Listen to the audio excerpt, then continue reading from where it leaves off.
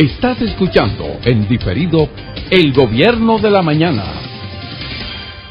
Ricardo, perdóname, hace unos instantes, hoy en la mañana, en el municipio de Esperanza, en Mao, ahí hubo un muerto. Ha muerto una persona y varias personas heridas en protestas que se están escenificando. No dice por qué la protesta. En ese municipio. Dice demandas locales del municipio. Ojalá nos puedan dar más informaciones. Las autoridades. ¿Dónde es eso? En Mao, Esperanza, eso es en la provincia de Valverde.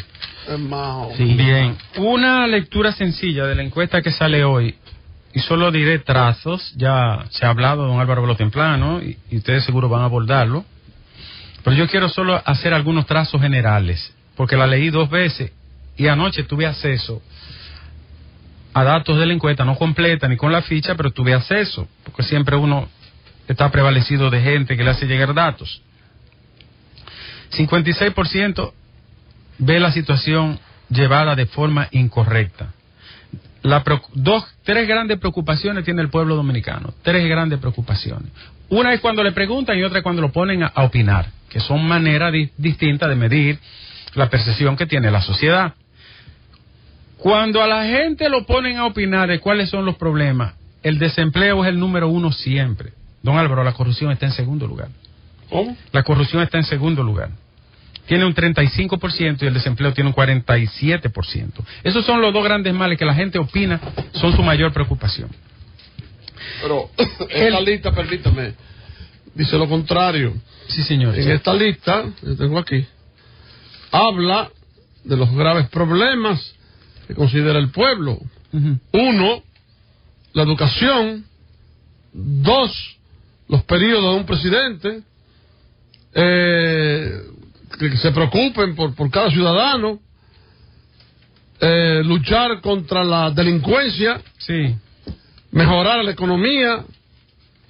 Ser honesto y confiable, ¿no? Sí. Crear empleos. Un líder fuerte.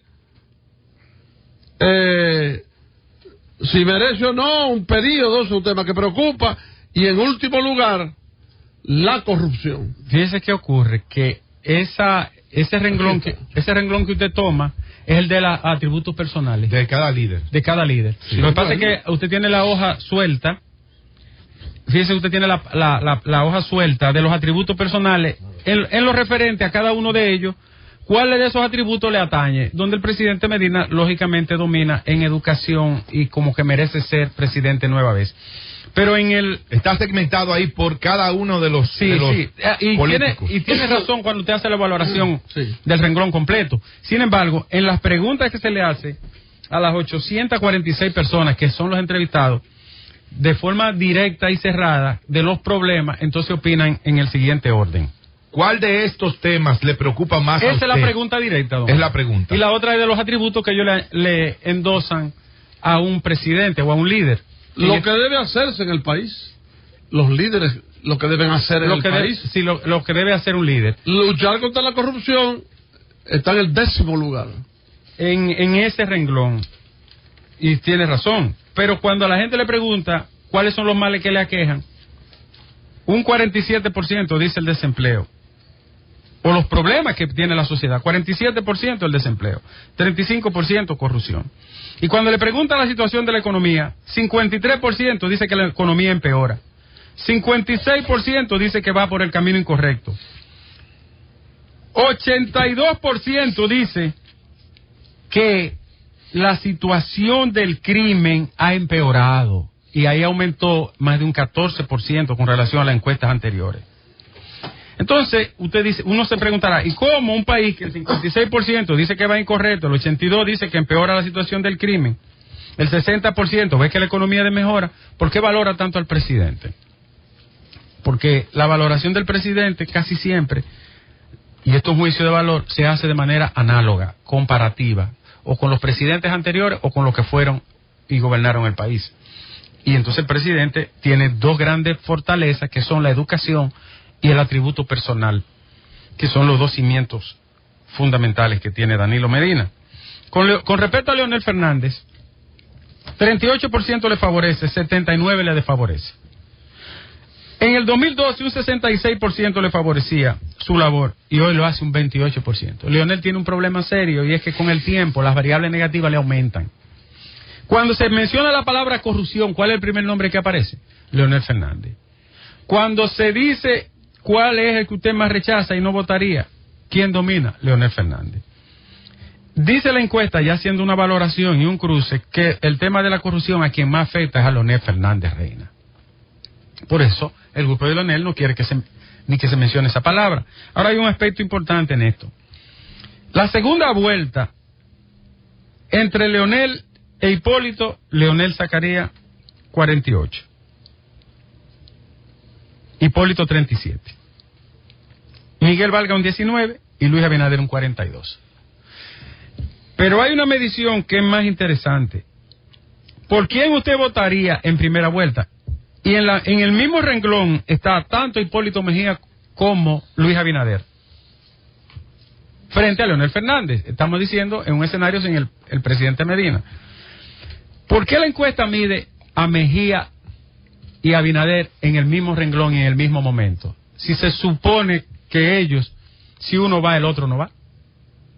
¿Entendieron? Entonces, me parece que ahí hay un descuadre. No puede medir a Mejía y a Abinader en un mismo plano en el que está el opositor. A menos que, como le dan importancia a los dos, estén sugiriendo una fórmula. Si las, Hipólito Luis, por ejemplo. Si las elecciones presidenciales fueran hoy, ¿por quién votaría usted si los candidatos fueran? Entonces le dan la lista de candidatos, donde le dan a Hipólito Mejía también, le dan a Luis Abinader, tal y como usted menciona. Si usted suma a Luis Abinader y a Hipólito Mejía, le da un empate con Leonel Fernández, a 31. Bueno, en definitiva, mañana saldrán nuevas variables sobre la situación y varios aspectos del país que me imagino se van a medir. El Partido Reformista allí, un 1%. La CISA le daba 1.5, Galo le daba 3 y esta le da 1. No, perdón, se refiere específicamente al caso de los candidatos, que sería Quique Antún, un 1%. Sí. Dice aquí también Miguel Vargas un 3 y Guillermo Moreno un 7%. Guillermo Moreno. Esa es otra medición que llama la atención. Bueno. Guillermo está por encima de Leonel Fernández en la Greenberg. Perdón, de Miguel Vargas y del Partido Reformista. Yo no. Y ahora yo mismo no él está de vacaciones políticos, partidistas, porque él no está en actividad. Sí, está trabajando. Guillermo Moreno. Sí. Provincia por provincia, pero no se siente.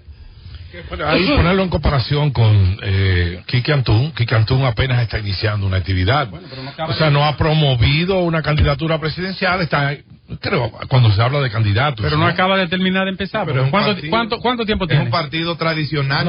Ahí no se está hablando de partidos, se está hablando de candidatos. Sí, pero es por un partido tradicional. No estamos hablando del Frente Amplio. Estamos hablando del Partido Reformista Social Cristiano. Si el PRD fuera inteligente, se pusieran de acuerdo con respecto a Luis Abinader. Si el PLD fuera inteligente, que lo es, empujar a otro candidato además de Leonel Fernández. Y si la gente del PLD tiene esperanza de un día llegar a algo, obligatoriamente tienen que oponerse a Leonel Fernández. Porque si no, yo no le veo salida a los PLDistas entre Danilo y Leonel. Ahí se va a morir una generación completa de jóvenes sin poder sacar la cabeza como pasó en Reformista. Y en el PRD, las fuerzas internas imponen que parece, porque en política no es matemática, uno no puede sumar cosas. Pero en el PRD parece, y PRM, que Luis Abinader aglutina y hereda la simbología PRDista, al margen de cualquier otra situación. Y Leonel Fernández, que conserva todavía mucha dureza y posibilidades, el que mayor posibilidades tiene, sacando al presidente Medina del escenario, el presidente Fernández, tiene que contener la caída libre que llevan las valoraciones con respecto a él, porque en cada medición que se hace aumenta la negatividad de valoración. En cuanto a Medina, yo diré lo mismo que dicen los que han interpretado esta encuesta. La fortaleza de Medina descansa sobre pilares débiles, porque las valoraciones en seco de la situación del país son negativas. Situación económica, desempleo, seguridad, crimen, narcotráfico, situación del salario, todas son negativas. Pero hay una cosa que yo no entendí de esa encuesta, doctor Nieves, tal vez usted pueda explicar. Con un empujón, Danilo Medina tropieza. Te lo digo, con un empujoncito tropieza.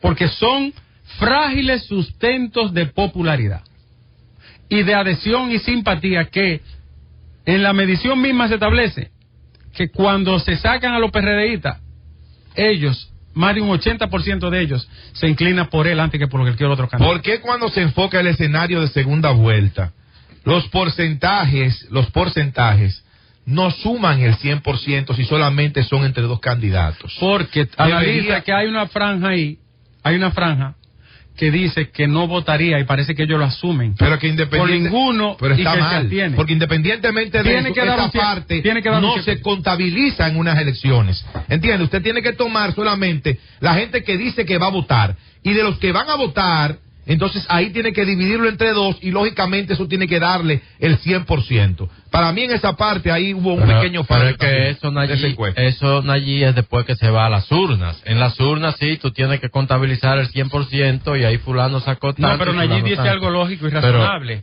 Ese 100% que queda es un 100% al margen de cuánto se abstenga. ¿De cuánto? Eso no tiene porque que ese ver. es el universo. No, total. pero es que anterior a las elecciones, el voto, el voto del que no muestra su intención, que dice yo no voy a votar, eso se toma en cuenta en segunda también. vuelta usted no puede hablarme de eso. Usted tiene porque que hablarme. ahí van dos y se claro, acabó. ahí van dos y se acabó. Miren, los grupos alternos muestran dispersión. Lógicamente, el que sale mejor parado es Guillermo Moreno. Me alegra eso. Pero los grupos alternos muestran otra vez, y los grupos minoritarios y de izquierda muestran otra vez dispersión y fractura. El caso Félix Bautista. Atención, país. Atención, país.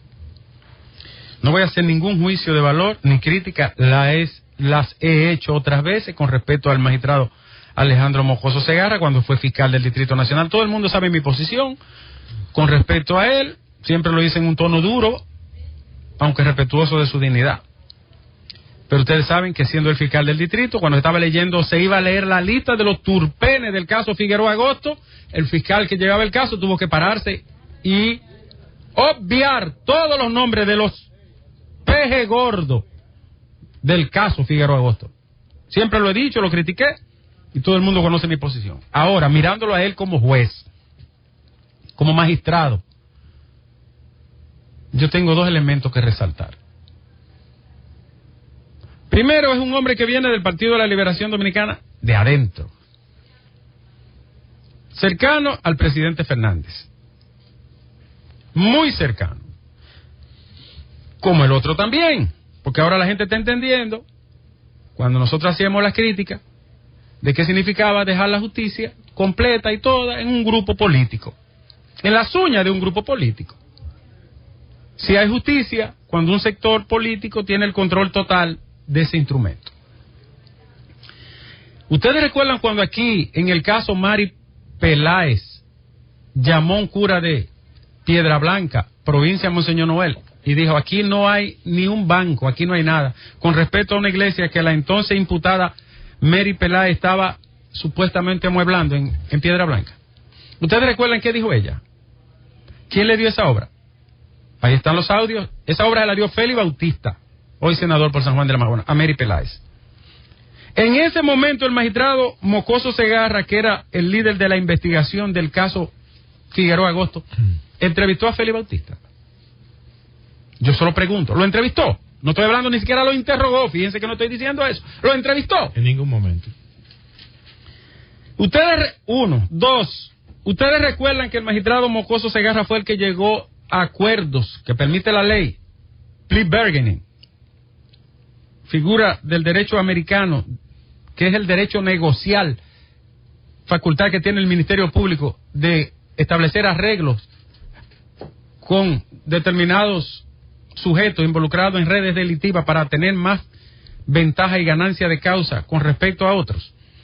Ustedes recuerdan que fue el magistrado Mocoso Segarra que llegó a acuerdo con los abogados de Quirino, en algunos casos, relativo a bienes.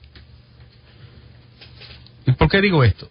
Ustedes verán por qué ahora. Ustedes recuerdan que fue el mismo magistrado Mocoso Segarra. No estoy haciendo un cuestionamiento de él, estoy hablando de hechos históricos que están ahí en nuestros ojos y narices. Ustedes recuerdan que fue el mismo Mocoso Segarra, siendo fiscal del Distrito Nacional, que llegó a acuerdos con Zobeida en el caso Figueroa Agosto. 3. Eso es grave, gravísimo. ¿Y qué significa haber llegado a acuerdo con ellos? Bueno, la ley lo establece, eso no es ningún pecado. Ahora, ¿dónde está la gravedad, don Álvaro? Que fue Francisco Domínguez Brito, hoy Procurador General de la República, el que se opuso y enfrentó de manera radical y obtusa todos esos acuerdos a que se llegó, tanto con lo de Quirino como con el de Figueroa Agosto. Incluso llegó a desconocer el acuerdo con Zobeida. ¿Lo recuerdan? Entonces mi pregunta ahora... Y el magistrado Mocoso Segarra insistió públicamente en que había que cumplir ese acuerdo. Ahora mi pregunta es la siguiente. ¿Está ese magistrado, pundonoroso magistrado, Moscoso Segarra, en condición de garantizar, presentarse él como un juez imparcial? Como esa aspiración que el Seniana, zafaroniana, de que el juez es un declarante del derecho y un ministro de la equidad. Puede presentarse él con la entereza humana, psicológica y técnica de ser un declarante del derecho y un ministro de equidad frente a una acusación que lleva y sostiene Francisco Domínguez Brito como figura institucional. ¿Puede el magistrado apegarse a este monstruo a veces innominado de la objetividad frente a todos los precedentes señalados? ¿Puede actuar como un juez imparcial y objetivo, Moscoso Segarra? Yo solo hago preguntas, inferencias, reflexiones. Es un tercero imparcial, administrador de hipótesis que se llaman prueba, cargo y descargo en un proceso, en un caso. ¿Puede hacerlo con toda la entereza objetiva el magistrado Moscoso Segarra frente a Domínguez Brito? ¿Puede el magistrado ser y cumplir con esa presunción y principio que es al mismo tiempo iura nobis iura? El juez está obligado a conocer de la ley y a decidir equilibradamente sobre ella. ¿Puede hacerlo él frente a Domínguez Brito, después de esos precedentes señalados y los casos mencionados? Y algo terrible,